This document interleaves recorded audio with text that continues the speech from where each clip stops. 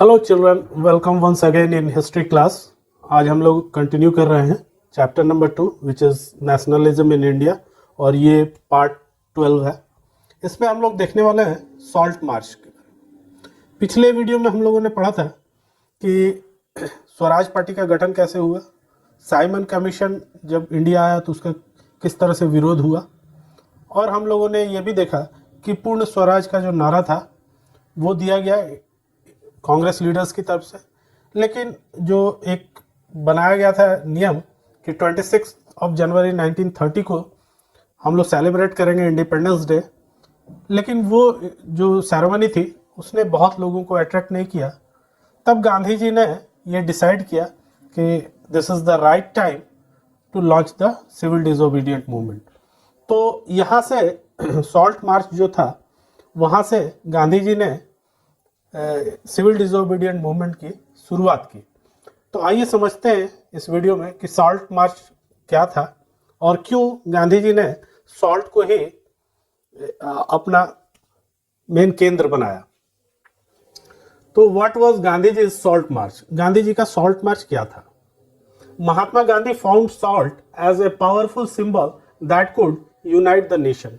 गांधी जी का ये मानना था कि नमक से अच्छा कोई और दूसरा सिंबल नहीं हो सकता है देश के लोगों को एक साथ यूनाइट करने का। जैसा कि हम लोग जानते हैं कि सॉल्ट एक ऐसी चीज है जिसको गरीब अमीर हर व्यक्ति उसको यूज करता है अपने खाने में, और ये बहुत इसेंशियल है। बिना उसके खाना हम लोग भोजन कर नहीं सकते, वो बिल्कुल अच्छा नहीं लगता।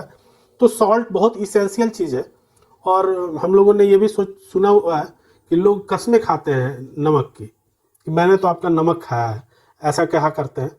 तो नमक का बहुत ज़्यादा इम्पोर्टेंस हमारे सोसाइटी में था। इस चीज़ को उन्होंने समझा कि इससे बढ़िया सिंबल कोई हो नहीं सकता, और उस समय इस सॉल्ट के ऊपर अंग्रेजों ने एक टैक्स इम्पोज किया हुआ था।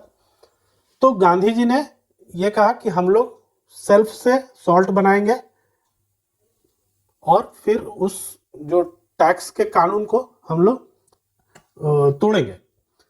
तो ये ऑब्जेक्टिव था गांधी जी का सॉल्ट मार्च का।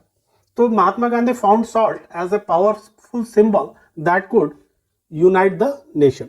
नेशन के को यूनाइट करने के लिए इससे बढ़िया सिंबल और कुछ नहीं दिखा, और इतनी जरूरी चीज पे अंग्रेजों ने जानबूझ करके टैक्स लगाया हुआ था, तो इसको भी हटाना बहुत जरूरी था।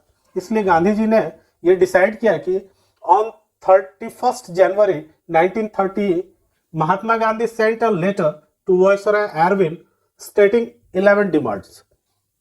गांधी जी ने उस समय वायसराय था एरविन।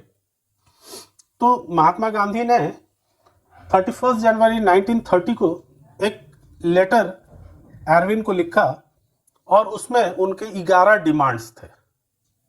11 डिमांड्स उस लेटर में उन्होंने लिखा हुआ था गांधी जी ने, और उसको उन्होंने भिजवाया किसके पास? एरविन के पास, जो कि उस समय गवर्नर जनरल था।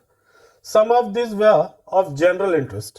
ये जो 11 मांगे थी, इसमें से कुछ तो जनरल इंटरेस्ट की मांगे थी जो सारे लोगों के लिए था, जैसे सॉल्ट कि सॉल्ट टैक्स को हटाया जाए। तो इस तरह का जो डिमांड था वो जनरल था कुछ उसमें से। Others way specific demands of different classes. कुछ स्पेसिफिक डिमांड्स थे, कुछ पीजेंट्स के डिमांड थे, कुछ इंडस्ट्रियलिस्ट्स के डिमांड थे। तो ऐसे करके कुछ क्लासिफाइड डिमांड्स थे, बट और जो थे वो जनरल इंटरेस्ट के थे। फ्रॉम इंडस्ट्रियलिस्ट टू पीजेंट्स, ये सारे लोगों को इसमें गांधी जी ने शामिल करने की कोशिश की कि इन 11 डिमांड में वो इंडिया के ज़्यादा से ज़्यादा लोगों के ग्रुप्स तक पहुंच पाए, और उन सभी लोगों की समस्याओं को इसमें इन्वॉल्व किया जाए, ताकि ये डिमांड्स जब एरविन के पास जाए तो ऐसा ना लगे लोगों को कि हमारे डिमांड को गांधी जी ने एरविन के पास नहीं पहुंचाया। तो जितनी भी समस्याएं थी सबको इसमें इंक्लूड करते हुए एक लेटर उन्होंने लिखा जिसमें 11 डिमांड्स थे, और इसको उन्होंने एरविन के पास भिजवाया, और ये कहा कि Mahatma Gandhi's letter was in a way an ultimatum. ये उनका जो लेटर था ये एक अल्टीमेटम था, उसमें एक डेडलाइन थी कि आप इन 11 डिमांड्स को इतनी तारीख तक, इतने डेट तक आप इसको मान लीजिए, नहीं तो फिर कांग्रेस अपना कुछ दूसरा विचार करेगी काम का। तो देखते हैं कि क्या उन्होंने लिखा था इसमें कि if this demands were not fulfilled, उन्होंने लिखा था कि अगर ये डिमांड्स फुलफिल नहीं होता है बाय 11 मार्च 1930 तक, ये मांगे कांग्रेस की पूरी नहीं होती है, ये 11 डिमांड्स जो किए गए हैं एरविन से, अगर ये डिमांड्स इंडियंस के फुलफिल नहीं होता है एरविन के द्वारा, तो the Congress would launch a civil disobedient movement, तब Congress civil disobedient movement launch कर देगी। यानी कि एक चेतावनी भरा ये पत्र एरविन को दिया गया गांधी जी की तरफ से, जिसमें 11 डिमांड्स थे, और वो 11 डिमांड्स जो थे उसमें सारे ग्रुप को उसमें शामिल किया गया था, सबके प्रॉब्लम्स को उसमें शामिल किया गया था, चाहे वो इंडस्ट्रियलिस्ट हो चाहे वो पीजेंट्स हो, किसी को भी उसमें छोड़ा नहीं गया था। जिसके पास जो भी समस्याएं थी उन समस्याओं को दूर करने के लिए उसमें उन डिमांड्स में उनका जिक्र था, और इसको भेजा गया था एरविन के पास, और उनको एरविन को एक वार्निंग दी गई थी, एक डेडलाइन दिया गया था, और वो डेडलाइन था 11 मार्च 1930, और उनसे कहा गया था कि आप 11 मार्च 1930 तक इन सारी शर्तों को मान ले, वरना फिर आगे कांग्रेस जो है सिविल डिसोबीडिएंट मूवमेंट लॉन्च कर देगी। तो Irwin was unwilling to negotiate, लेकिन वो भी बहुत रूखा किस्म का व्यक्ति था एरविन, और उसकी तरफ से कोई भी एफर्ट दिखाई नहीं दिया, और 11 मार्च की तारीख भी आ गई। अब फाइनली कांग्रेस को अपना सिविल डिसोबीडिएंट मूवमेंट लॉन्च करने का वक्त आ चुका था। तो बच्चों हम लोग देख रहे हैं कि आगे क्या होता है। Mahatma Gandhi started his famous salt march on 12 March 1930 accomplished by 78 of his trusted volunteers।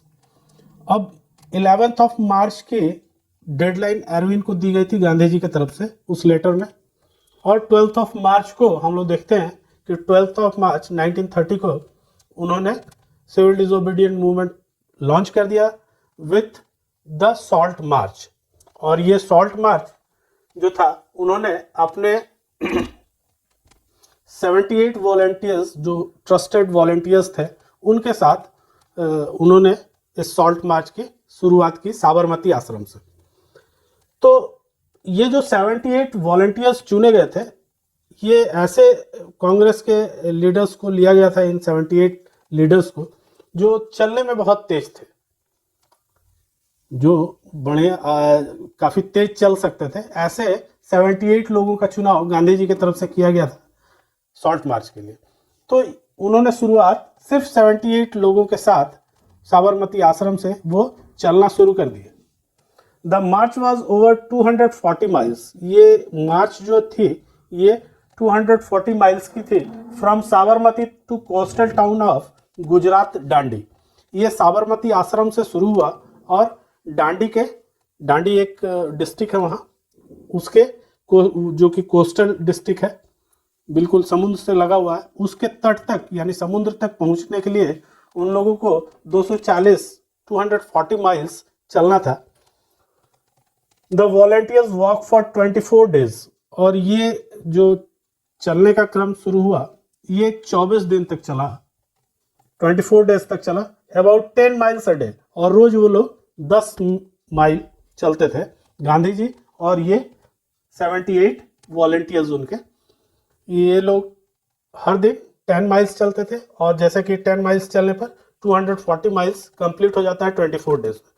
तो ये पूरा मार्च जो था साबरमती आश्रम से डांडी तक का, ये 24 डेज का मार्च था, और रोज वो लोग 10 माइल्स पैदल चल रहे थे, गांधी जी एंड उनके 78 volunteers.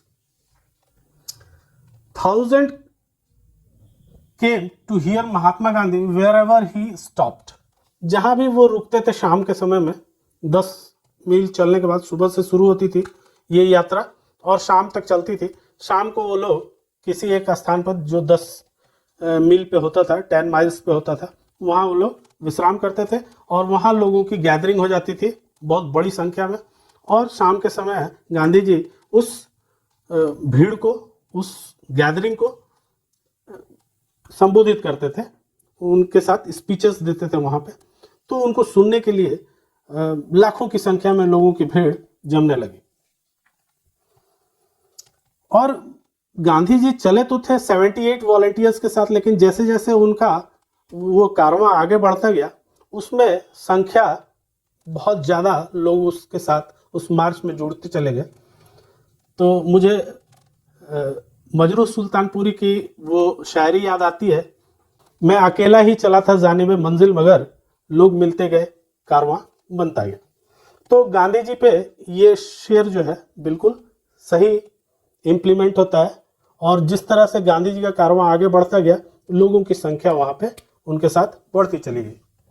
On 6 April 1930 he reach डांडी और 6 अप्रैल को वो डांडी के कोस्टल तट पे पहुंच गए, समुद्र के तट पे पहुंच गए and ceremonially violated the salt law और उन्होंने नमक का कानून वहां पर तोड़ा। Manufacturing it by boiling water, उन्होंने पानी को गर्म किया और जब पानी सूख जाता है तो उसमें नमक नीचे बच जाता है। इस तरह उन्होंने नमक बनाया और जो सॉल्ट लॉ था उसका वायलेशन उन्होंने वहां पे किया।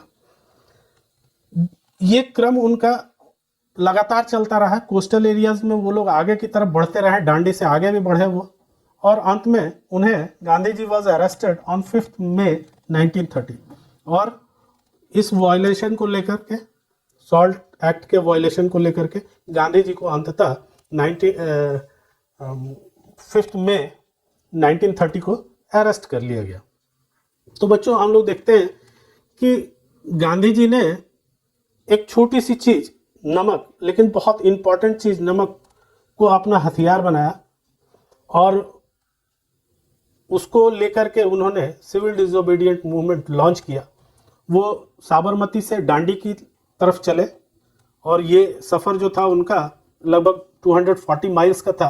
वो लोग रोज 10 माइल्स चलते थे। गांधी जी और उनके 7 वॉलंटियर्स साथ में थे। धीरे धीरे जैसे जैसे वो लोग आगे बढ़ते गए लोगों का हुजूम गांधी जी के उस यात्रा में शामिल होता गया और जब गांधी जी समुद्र तट पे पहुंचे तो लाखों लोग उनके साथ थे। वहाँ पर उन्होंने नमक वाले पानी को गर्म किया और नमक बनाया और अंग्रेजों का वो काला कानून जो था, जो नमक का था, उसको उन्होंने वायलेट किया। ये क्रम उनका आगे भी चलता रहा और अंततः उन्हें 5 मई को 1930 को अरेस्ट कर लिया गया। अब हम लोग देखेंगे कि आगे इस सिविल डिसोबीडिएंट मूवमेंट में और क्या चीज़ें जुड़ी, कैसे ये मूवमेंट आगे बढ़ा, इसको हम लोग अगले वीडियो में देखेंगे। तब तक के लिए दोस्तों के साथ शेयर कीजिए, लाइक कीजिए वीडियो को और सब्सक्राइब करना मत भूलिए। Thank you.